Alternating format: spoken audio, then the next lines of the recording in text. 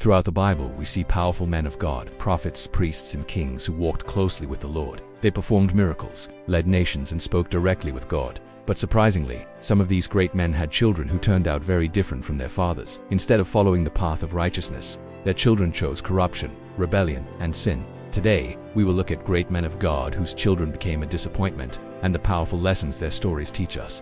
1. Eli, the priest whose sons were corrupt. Our first example is Eli, a respected priest and judge of Israel. Eli served faithfully in the house of God.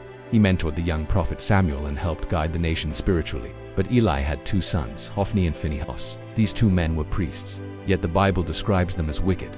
They abused their priestly position by stealing offerings meant for God and committing immoral acts in the temple. Their corruption became so serious that God pronounced judgment on Eli's family. Eventually, both sons died in battle on the same day, and Eli's entire lineage lost the priesthood.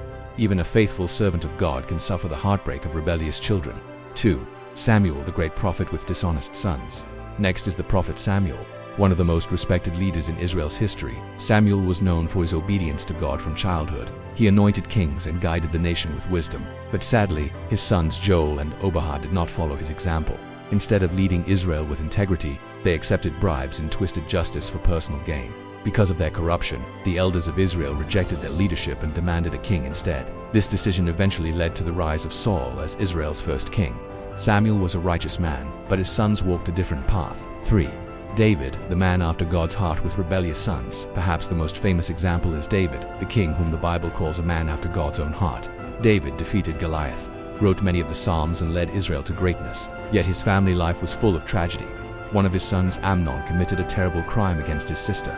Another son, Absalom, rebelled against David and tried to take the throne by force. Absalom even declared himself king and led a rebellion that plunged Israel into civil war. In the end, Absalom died during the conflict, leaving David heartbroken and crying out, "Oh, my son Absalom, my son Absalom." Despite David's greatness, his family suffered painful consequences. 4. Hezekiah, the good king whose son was evil. Another example is Hezekiah, one of the most faithful kings of Judah. Hezekiah restored worship in the temple and trusted God during times of national crisis.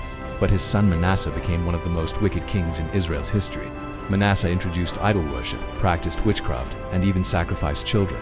His actions led the nation deep into spiritual darkness. A godly father does not always guarantee godly children.